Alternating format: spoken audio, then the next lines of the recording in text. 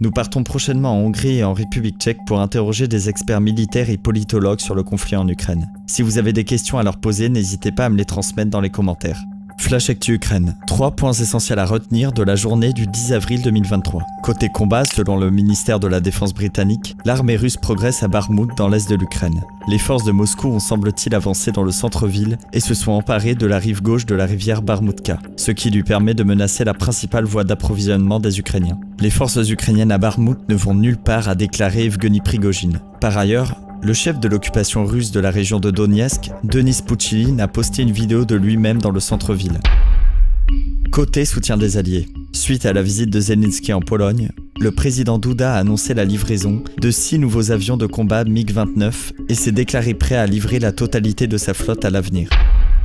Côté géopolitique, 3 faits importants sont à souligner. Tout d'abord, Emmanuel Macron, en visite à Pékin, a appelé son homologue chinois Xi Jinping à ramener la Russie à la raison et favoriser le retour à la paix. Mais le Kremlin a réagi en déclarant qu'il n'y a pas de perspective de règlement politique de la guerre en Ukraine.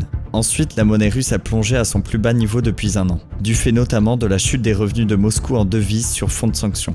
Enfin, le ministère américain ouvre une enquête suite à la diffusion sur les réseaux sociaux de documents du Pentagone secret défense.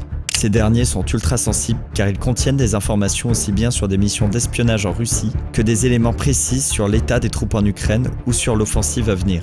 Ces fichiers suggèrent aussi qu'une centaine de membres des opérations spéciales de la France, des États-Unis, du Royaume-Uni et de la Lettonie se trouveraient d'ores et déjà sur le territoire ukrainien pour appuyer l'offensive de printemps de brigades ukrainiennes. Affaire à suivre, à demain.